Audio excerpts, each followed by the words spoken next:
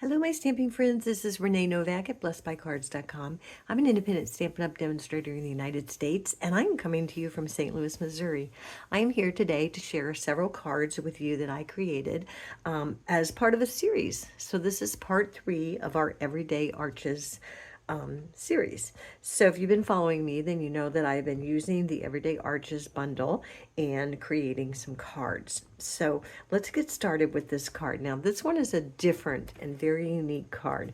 So it's a gatefold card with a slider mechanism. And so this just kind of slides on and off. Isn't that pretty cool? And I'm going to show you how to create this slider mechanism. So now this card was part of an on-stage presentation. On-stage is an exclusive event for Stampin' Up! Demonstrators. So if that is something that interests you, to be invited to somewhere where you can collect ideas and hang out with other demonstrators, then hop on over to my blog at blessedbycards.com, and there's a link for you to sign up to be a demonstrator and be part of my team. So this card again was shared at one of those exclusive events, and it's a simple gatefold card with a little bit of a twist. So what you're going to want to do is you're going to pick a card base that you like, and that would measure 5.5 by 8.5. And you want to score it at 2 1/8 inch on each side. So I like to score and then flip and score 2 1/8 inch. That will get you your basic gatefold card. But for this one, since there's a little sliding mechanism that goes in and out, you're going to want to take just a smidge off of that. So just put it back in your cutter and cut just a smidge off of each side of there, so that there's a little tiny bit of a gap in between where the slider mechanism that will go. It will just make it smoother for you to go in and out a little easier. Okay, so the first thing you're going to do is you're going to need to pick your designer series paper, and you're going to want to cut that at 1 7/8 by 5 3/8, and you're going to need 2 of those, one for each side of the gatefold. And then on the inside, you're going to want a piece of 4 by 5 1/4, and that is going to fit into an A2 size envelope. So then you're going to want to take arch number 7, and that's one of the larger ones, and you're going to want to cut that out with white, and you're going to then decorate that, and you just decorate it however you want. I'm using the Gallery of Blooms, and I use the Cloud Cover and the Timid Tiger blends to match my papers. This is a cloud cover card base. Wow, that's hard to say.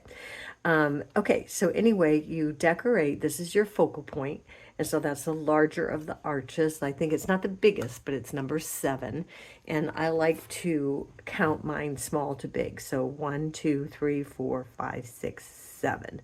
So it was this one right here. So you still have three bigger ones left, and that's the one I used for that. So then you're going to need the smaller arch for the mechanism and for your back, and I do believe that one was 3. Let me look here. So that'd be 1. Let's see if that was this one. Number 4. 1, 2, 3, 4. Number 5. So sorry. All right, number 5. All the measurements and all the supplies for everything that I'm using today will be available in a project sheet download on my blog. So you're going to need 7 and 5. And so for the 7, it's white, and then you decorate it. Then you're going to set that aside. And then for the mechanism itself, this right here that we're going to create, you're going to need to cut 3 of these arches. So you can either cut all 3 to match your card base if you want, or you can cut 2 to match your card base, or 1 to match your card base and 2 white. So that's what I did. And the reason you do that is so that the back, when you turn the slider mechanism over, it matches your card base. Okay, and so you can decorate that like I did. I just stamped a few of the things from the Everyday Arches stamp set and created that back piece. And so you can do that if you want. It was easier for me for video purposes just to show you the difference by going with white. So because I went with white, and I don't want the white to show. I did cut a smidge off of both sides of my arches and a tiny bit off of the bottom. And that way I knew when I went to, let me get this out of the way, when I went to put my mechanism together, then, you know, I didn't worry about having any white hangover, because you don't want that to show. So what you want to do to create the mechanism is you want to fold these two white pieces in half. And like I said, I cut a smidge off of the sides and the bottom. And then you're going to want to get your adhesive, and you're going to want to glue that down. So that flap goes down, and this flap goes down. You're going to butt it up in the middle, just like that. And those pieces are going to glue straight down onto your arch. And then you're going to fold this flap down, and then you're going to put some glue on the top flap, and that is where you're going to put your focal point.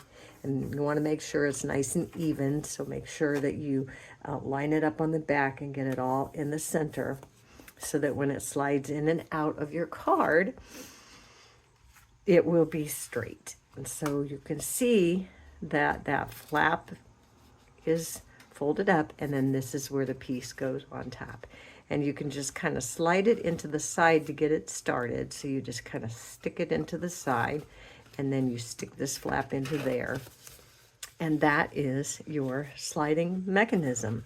And if you, it goes up and down, and that is super, super sweet. So that was kind of a fun technique that was shown at the onstage demonstrator event. So I hope you like that. And again, all the supplies and the measurements will be available on my blog at blessedbycards.com. So the second card that I wanted to share with you today is using those very same arches. And I'm using, let me get my notes here. Okay, I am using number 7 for the Berry Burst, number 5 for Fresh Fuchsia, and number 3 for the Bubble Bath. And I'm using the Celebratory Sips Designer Series paper, and I cut that at 2 inches by 5¼ inch. I might have done 5 3/8 inch because I like that teeny tiny border. Okay, and so then what I did was I adhered this bigger arch, the Berry Burst arch. You want to just adhere the left side to the card base. And again, this is a normal gatefold. So you're going to start with, again, a 5½ by 8½. You're going to score it at 2 1/8 inch on both sides. And this time, because there's not a mechanism sliding, you don't need to take a smidge off. So just score, fold, and there's your gate card. Add your Designer Series paper on both sides of your flap. And then again, just adhere the left side of your Berry Burst down, because you don't want to not be able to open your card. So then after you adhere the left one, then I just lined all of the other ones up all the way to the right. And I took my paper snips and fussy cut a couple things from the Designer Series paper, Celebratory Sips. And then I stamped the cheers, and I cut it out. And this is one of the dies from the texture of notes. And get my paper clip off here. Hold on. Okay, so what I did for the inside is I just put a piece of basic white. So I took the die from Textured Notes, and this is the smallest of the dies, and I used it to crop out a white piece for the cheers. And if you can see, this is a lot bigger. So all I did was I cut it out regular length, I stamped, and then I realigned it, and they have little marks there that it easily realigns, and then you can cut it down to be small.